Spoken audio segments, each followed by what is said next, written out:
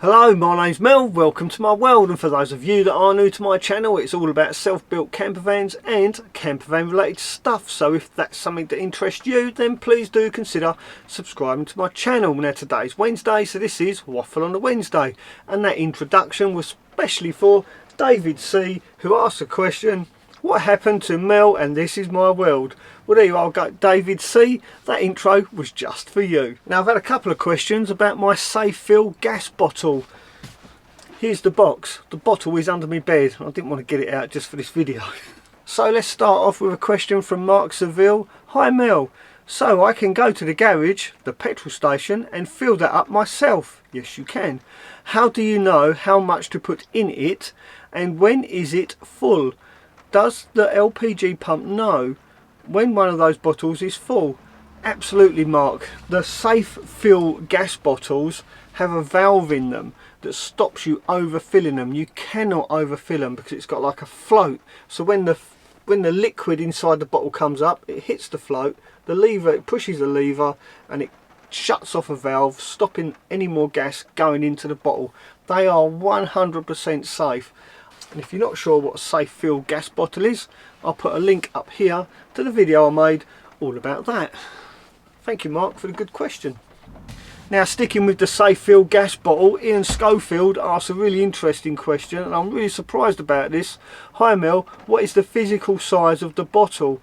I have looked on the web but can't seem to find it.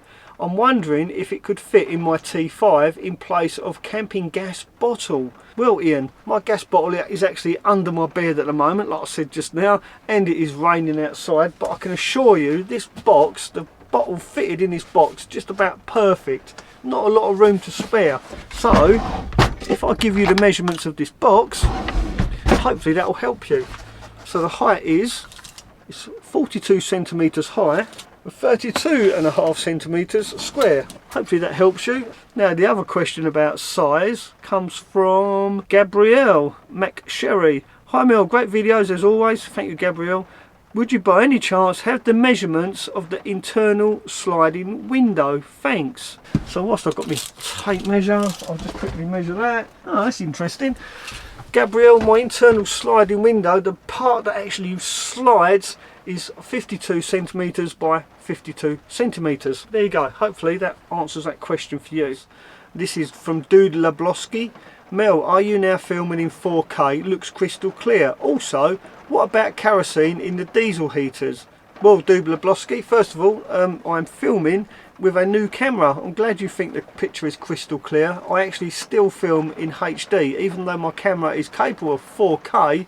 Unfortunately, because my laptop is so old, if I film in 4K, it completely freezes it up, and it'll probably take me 2 hours to edit a 10-minute video. So for now I'm just using HD, but like I say, it is a brand new camera, and so far I'm really pleased with it.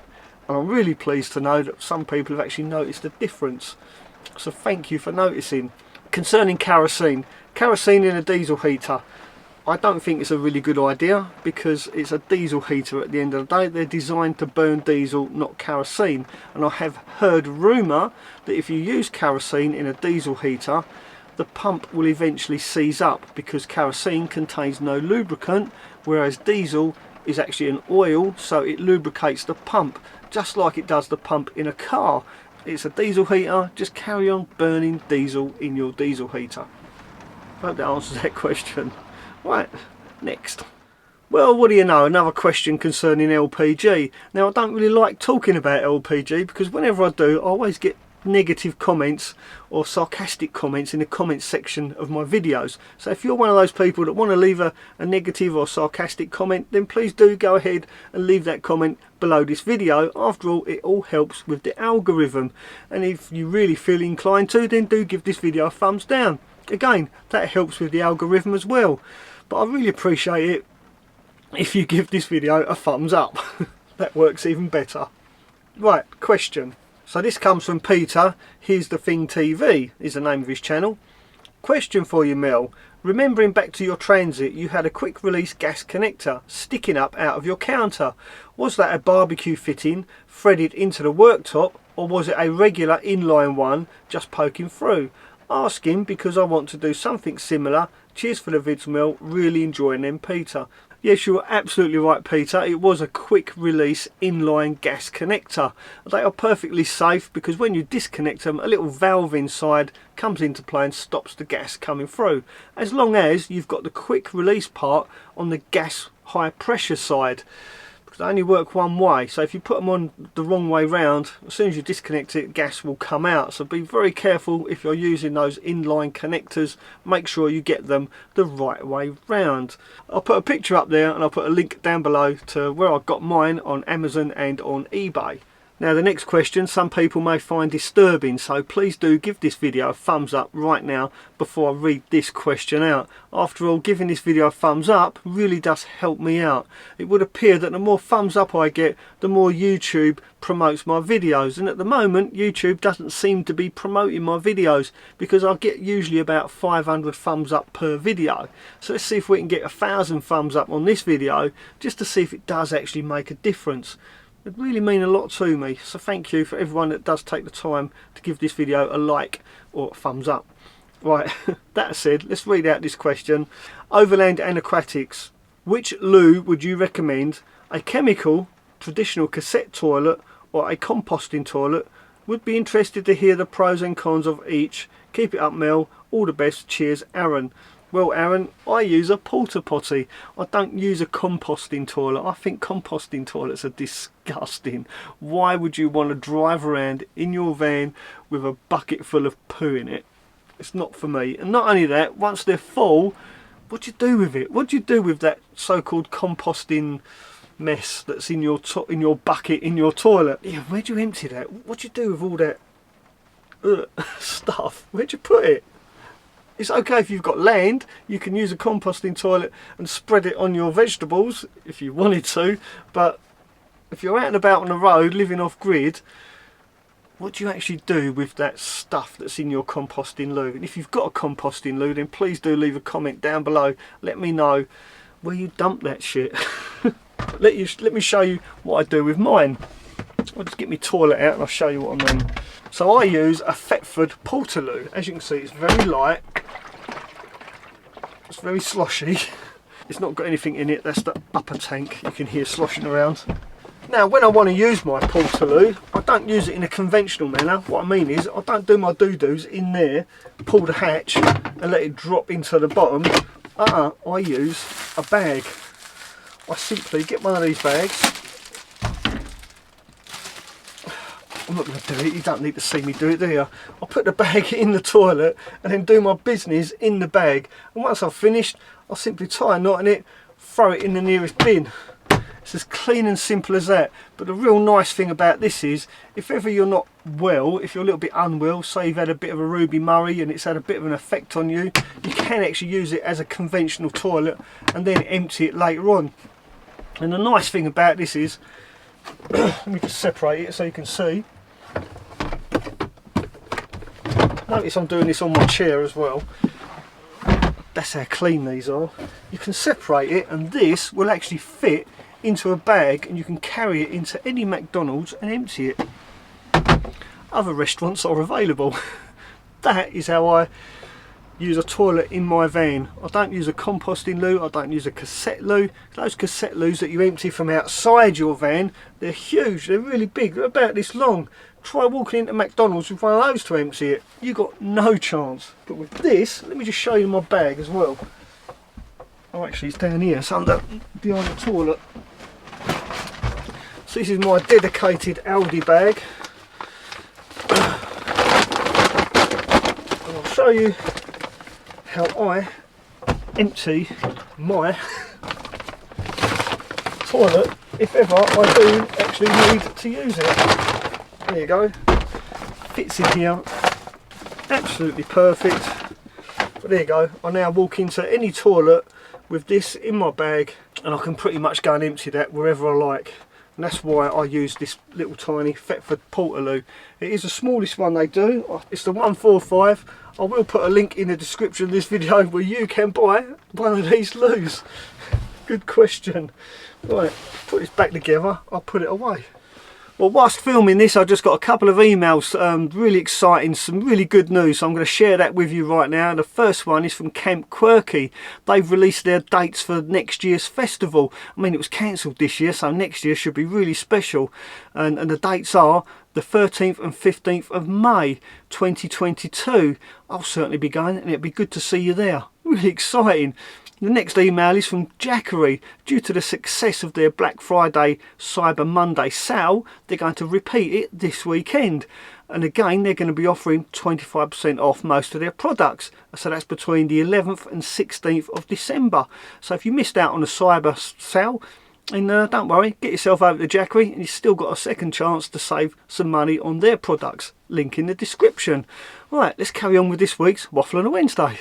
Now it's time for this week's technical question, and this comes from Pistol 1977, and I quote, "Hi Mel, hope you can help me. I'll do my best. I've just installed an alley battery monitor to my Ring MPPT controller. Does the negative from my MPPT controller go to the negative of the battery or the negative of the shunt? Hope you can help me. Cheers mate. You do a fantastic job." Well, thank you Pistol 1977, that's very kind of you. And the simple answer to that is, do not connect any of your negatives directly to your battery if you're using a shunt, because the shunt won't register any power being drawn if you connect it directly to your battery. It has to go through the shunt for it to work properly. So the best thing to do is fit your shunt on the battery and then have a negative buzz bar, so then you can put all your negatives to that bar, and that way they will all go through the shunt and not directly to your battery. And if that doesn't quite make sense, then I did make a video about fitting shunts to batteries. I'll put a link to that video up here, and it is all about fitting a shunt to your van, and it does explain it really clearly and really simply. I tried to make that video as simple as possible. So yeah, check out this video and that'll explain everything you need to know. Great question, and good luck with your van build. Now the next comment I'm going to read out is a bit of a criticism. It's not trolling, so you know, I'm not saying it's a trolling comment, but it is a criticism nonetheless. But it's constructive criticism, and these sort of comments I really do appreciate, because without these type of comments I can't evolve as a video creator, because I need that feedback from you guys. It's always nice to get these sort of comments, even though they are a little bit on the negative side. But like I say, I don't mind getting these sort of comments because it does help me evolve as a video creator. So this is from Thinking Out the Box, really short, really sweet. Videos are too dark now, but still great content. Thank you Thinking Out the Box, I really appreciate it. And I have been struggling to light the inside of my van without getting reflections in my glasses. Wearing glasses and making videos is a real pain, and I've been recently experimenting with this ring light, and it's been quite disastrous because you can actually see the rings in my glasses. And this ring light was sent to me by GooFoto. I'm not criticising the light itself because it is fantastic. I really do think this lights up really well, but if you wear glasses, then not so good for one of these, I don't think. So I will be passing this on to Rebecca. Hopefully she can make better use of it than me. But saying that, what do you think of the light as it is now? I'd really appreciate some feedback. Do you think this looks better? There's a reason I'm sat here and not standing up where I usually stand, and that is purely for lighting. So do let me know if this lighting is more, what's the word, more pleasurable. But nonetheless, thanks for the great criticism. And on that note, I think it's time for Troll of the Week. Troll of the Week. And again, thank you to Rebecca for that fantastic jingle. I'll put a link to Rebecca's channel at the end of this video.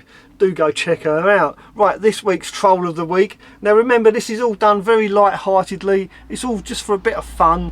There's no seriousness involved, although some people do send me some really mean messages about the way I speak.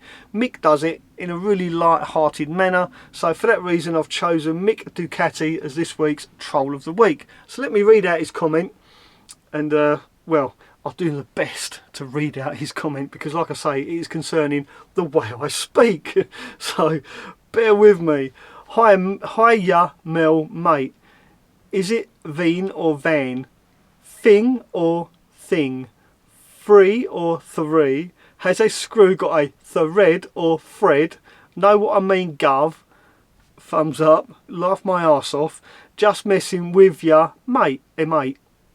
Well, Mick, I'll say the same to you as I used to say to my ex-mother-in-law when she used to call me a Cockney Herbert. And I would say to her, that's right, I'm a Cockney, get over it, you slag. Thanks for watching this week's video. Do give me a thumbs up. If you're new to my channel, please do consider subscribing. And don't forget, if you've got any questions for me, leave them in the comments section of this video. And I'll do my best to answer them next week. Ta-ra for now.